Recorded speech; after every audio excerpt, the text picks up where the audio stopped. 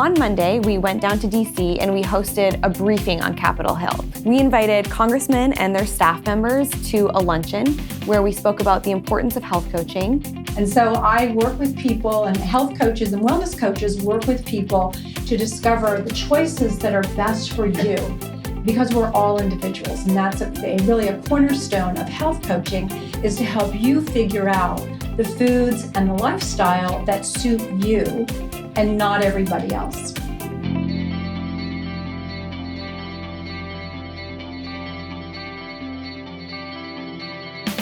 So we had about 8 to 10 DC area health coaches who came and sat with different staff members.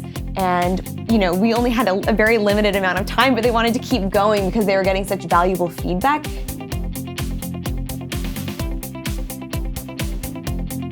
And it wasn't until he was in his mid-40s that he met someone who said, well, why don't you look at your diet? Why don't you look at nutrition? He changed what he was eating, and within a few weeks, literally all of his symptoms that he had suffered for decades started to clear up. Her husband is a former member of Congress, so she has a lot of experience working with the government. She's a really active member of the Integrative Nutrition community as well.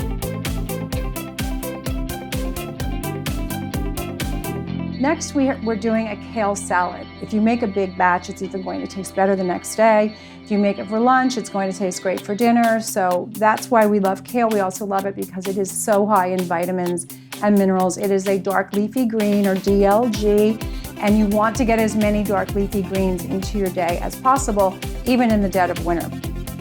Holli seems so knowledgeable, and she just impressed me as a person who really wants to help people improve their health and well-being.